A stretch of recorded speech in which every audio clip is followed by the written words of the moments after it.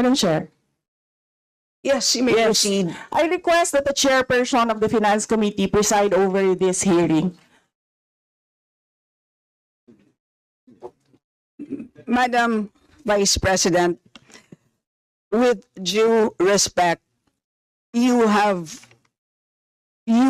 not allowed to do that, Madam Vice President. You are not allowed to introduce any motion. You are a research person this hearing, Madam President. I did Vice not move, President. ma'am. I requested same vein. as your research person, I requested So that the your request chairperson is of the denied, committee. Madam Vice President. Just please answer the question. The issue on confidential funds falls squarely within our discussion of your 2025 budget. Narinig mo yung sinabi niya, ma'am? Narinig mo yung please proceed. nakikinig ka sa kanya kanina? Absolutely. Walang rules dito. Please proceed and answer the question. It's a very simple question. Di ba? Please explain the specific spending on those items that she enumerated, amounting to a total of, Honorable Friends, do you want to amounting repeat to a that? total of 73.287 million. So, dahil may notice of disallowance, so ibig sabihin, Madam Chair, illegal ito at not in accordance with the joint circular by the COA, BBM, and other related agencies. So, kung ito ay dinisallow, so ibig sabihin, illegal yung paggamit nito. Madam Chair, nitong mga items na binanggit ko po, Madam Madam Chair. Chair, Madam Vice President. you cannot allow a member of the House to just claim that it is illegal. That is a notice of disallowance. That is a procedure inside the Commission on Audit. Hindi sa upuan niya. Honorable Friends. Okay, thank you, Madam Chair. So, thank you for the explanation, Vice President. Okay, next. According to accomplishment report of OBP, it spent 10 million for payment of reward. So, Madam Chair, in 11 days, ilang tao kaya at magkano kada tao ang reward? In fact, COA disallowed the whole amount spent by OBP for payment of reward. Hindi ba, Madam Chair, questionable ito?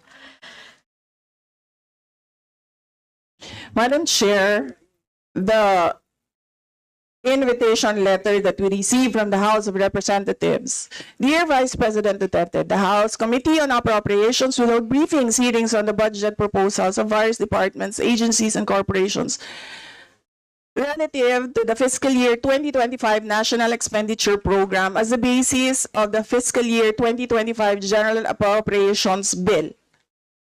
Nasaan? Sa presentation ko kanina, ang haba. Ang confidential funds. We move to the next Madam Chair. person on the list. Madam that Chair. This, Madam Chair. Hindi na po tayo matatapos. Yan ang sinabi ko sa iyo kanina. Ayaw mo maniwala sa akin eh. Aabot talaga tayo ng bukas dito. Diba? Madam Chair. Is this an inquiry regarding... He said, Yes, and Yes, please, ma'am. I remind also our Yes, ma'am. research persons to please act in a respectful manner. Pasensya na po, hindi po kasama sa poder ninyo ang pagpa-fire ng presiding officer ng hearing na to. So yes, you may so proceed if po. you allow members of the House of Representatives lines like what you just said, like pusit, bakit mo ako kinukrucify for saying a fact that somebody is convicted of child abuse sitting in the chair? Pusit, and then I cannot fire the presiding chair. So bakit? Yes, Bakit napaka one-sided nito, ma'am? noted po. Dahil ba madami kayo dyan sa kabila at nag-iisa ako dito? We note all your comments, ma'am, and let us now proceed. Thank you, ma'am. Thank you, ma'am. Madam Chair, point of order. Yes, the Honorable Benny Abante. I just came in and I hear this.